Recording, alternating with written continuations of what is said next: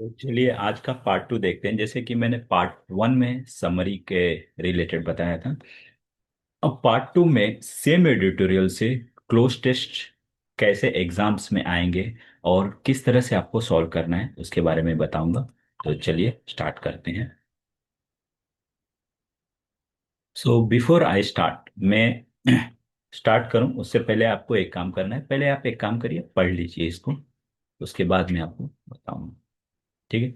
तो जब तक आप पढ़ रहे हैं तब तक मैं कुछ इंपॉर्टेंट पॉइंट्स बता देता हूँ क्लोज टेस्ट के लिए। बहुत से एस्पिरेंट्स क्या करते हैं, व्हाट दे डू, जैसे ही क्लोज टेस्ट मिला, पहला ब्लैंक देखा, बस ऑप्शन चेक किया, भर दिया उसको। कृपया ऐसे ना करें।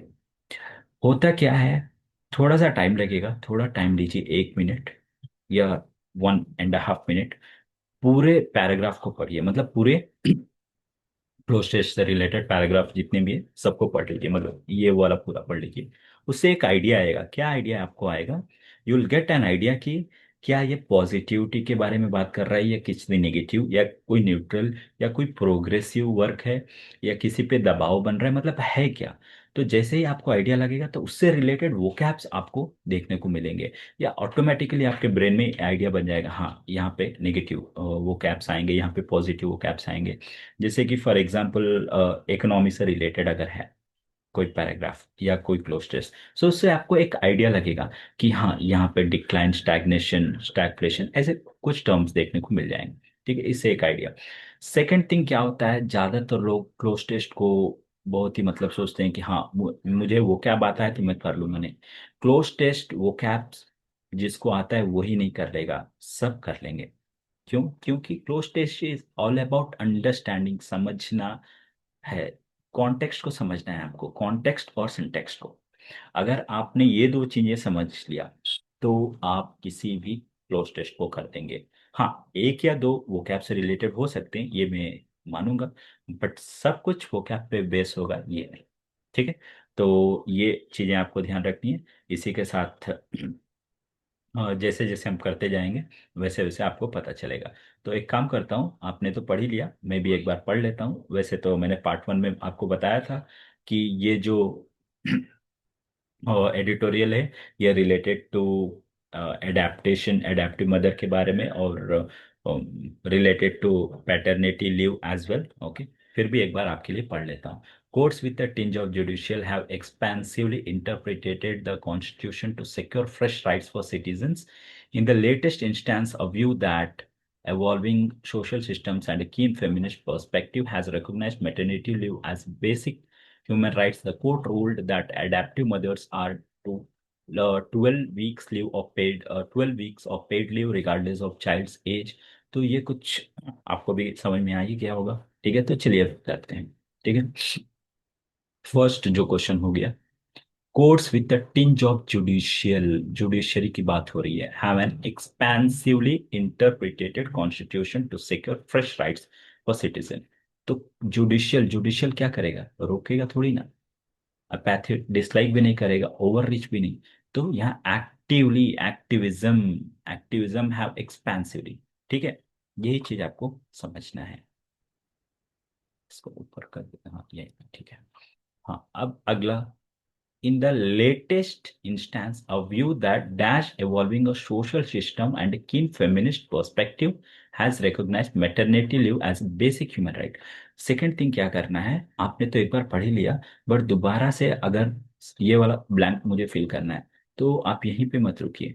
क्या करिए, उसके फुल स्टॉप तक जाइए ताकि आपको कुछ आइडिया लगेगा। तो यहाँ पे क्या है, एवॉल्विंग सोशल सिस्टम एंड कीन फेमिनिस्ट। ठीक है, तो एक व्यू जो कि मतलब सामने आ रहा है, जो कि उजागर हो रहा है, एंड जिसको इंक्लूड भी शायद किया गया है, एवॉल्विंग। ओके, क्या बढ़ सामने आ रहा है, social system and kin perspective has recognised maternity leave as a basic human right. मतलब इसको भी बेसिक ह्यूमन राइट के अंदर लाया गया है। तो लाया गया है तो एक्सक्लूड तो होगा नहीं, है ना। ओवरलुक नहीं, देखा नहीं गया है, लाया गया है, मतलब इंक्लूड किया गया है, तो यस एनकम्पासेस, रिजेक्ट भी नहीं होगा। अब चलिए अगला, थर्ड वन। तो ह्यूमन राइट्स की बात पढ़ते हैं। The court ruled that adaptive mothers are dash to 12 week, dash यानी कि blank, to 12 weeks of paid leave regardless of child's age, thus dash down striking। Okay, चलिए ठीक है यहाँ तक। तो कोर्ट रूल्ड मतलब कोर्ट ने रूल नहीं किया, कोर्ट ने बताया दैट एडेप्टिव मदर्स जो बच्चों को अडेप्ट करते हैं, जो बायोलॉजिकल मदर नहीं है, तो are dash to 12 weeks of paid leave, उनको भी मतलब कुछ मिलना चाहिए लीव से रिलेटेड, ऐसा कुछ है, अधिकार या कुछ भी हो सकता है। तो प्रोहिबिटेड नहीं, मिलना चाहिए, सब्जेक्टेड नहीं, डिटैच नहीं, तो अधिकार से रिलेटेड, एंटाइटल्ड मतलब राइट्स। ये एक वो कैब की बात होगी, जैसे कि मैं आपको बता रहा था। The judges, okay, regardless of the child's age, thus, okay, अगला है ना, फोर्थवा, ठीक है। Thus dash down a previous restriction। तो डाउन अ प्रीवियस मतलब दस, चूंकि क्या हुआ, कुछ हुआ है जो कि मतलब पिछला जो रिस्ट्रिक्शन है उसको हटाया गया, ऐसा कुछ देखने को मिल रहा है, तो डाउन। अब डाउन जो है, अगर ऑप्शंस को देखेंगे, बोल्स्टरिंग, स्ट्राइकिंग, अपहोल्डिंग एंड एनफोर्सिंग, तो डाउन जो है एक फ्रेजल वर्ब की तरह आ रहा है। तो बोल्स्टरिंग डाउन तो कभी हमने सुना नहीं था, तो एक ही चीज सुना था, striking down. And striking down यहाँ पे एकदम सही फिट बैठता है, स्ट्राइकिंग डाउन, मतलब उस चीज को खारिज कर दिया गया है। Next, the judges observed that an adaptive mother has the same right and dash as an biological mother। तो सेम राइट क्या है, एडेप्टिव मदर को समान अधिकार है। और दायित्व रिलेटेड, तो दायित्व रिलेटेड कोई ऑप्शन है, चलिए देखते हैं। कंस्ट्रेंट नहीं, एक्सेम्पशन नहीं होगा, लग्जरीज नहीं, लग्जरीज थोड़ी ना मिलेगा एडेप्टिव मदर। तो ऑब्लिगेशन, दायित्व का मतलब ऑब्लिगेशन यहाँ पे होगा। Reading adoption as an expression, okay. Next, reading adoption as an expression of reproductive dash, the court stated that emotional bonds must be nurtured through sustained caregiving। तो यहाँ पे reading adoption as an expression of reproductive, तो यहाँ पे reproductive क्या है, reproductive यहाँ पे एक तरह से ये बताया जा रहा है कि जो बायोलॉजिकल मदर जो हैं, उनका जो ऑटोनोमी है उसी तरह का ऑटोनोमी जो है, मतलब अधिकार से रिलेटेड, कि हाँ ये भी माँ जन्म, इनका भी मतलब उस बच्चे के जन्म पे अधिकार है, इस टाइप का ऑटोनोमी मतलब सेल्फ, ऑटो मतलब सेल्फ। हायरार्की नहीं होगा, क्यों नहीं होगा, क्योंकि कुछ पैसा थोड़ी ना दिया जा रहा है, धन दौलत थोड़ी ना देने की बात कर रही है, या फ्लेक्सिबिलिटी, तो यहाँ किसी के फ्लेक्सिबिलिटी की बात नहीं हो रही है, डिपेंडेंसी, बच्चे पे कोई डिपेंड नहीं होगा यहाँ पे, ठीक है। अब चलिए सेवेंथ वन, सेवेंथ वाला क्या है, फर्दर मोर द जजेस अर्ज, उसके बाद अब जज ने और क्या बताया है, गवर्नमेंट टू रिकॉग्नाइज, गवर्नमेंट को अब ये और एक और सलाह दिया है कि आप पैटर्निटी लीव को भी इम्प्लीमेंट करिए, नोटिंग द पेरेंटहुड। अब ये बताते हुए कि पेरेंटहुड जो है, जो मतलब बच्चों की देखभाल जो है, not a dash function.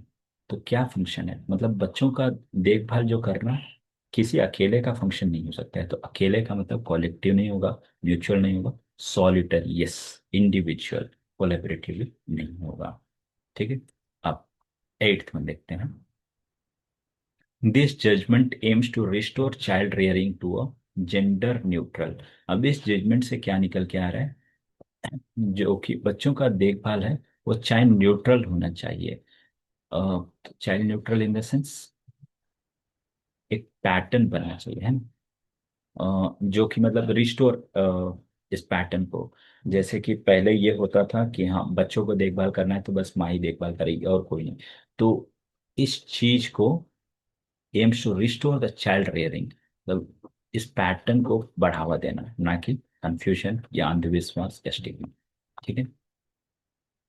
Next, challenging the patriarchal system, मतलब इससे पहले जो पैट्रियार्कल सिस्टम था उस चीज को चैलेंज करते हुए कि हाँ बस माँ ही देखिए, जैसे मैं हैज लॉन्ग फेमिनाइज्ड, जैसे कि बस माँ ही देखती थी, feminised raising children, it is now the duty of, अब लास्ट वाला जो है, it is now the duty of the state to ensure this, ensure this.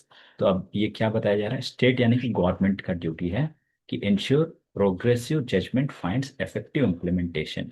तो ये इफेक्टिवली हर जगह इम्प्लीमेंट हो। तो ये आज का हमारा एडिटोरियल का जो है क्लोज टेस्ट हो गया।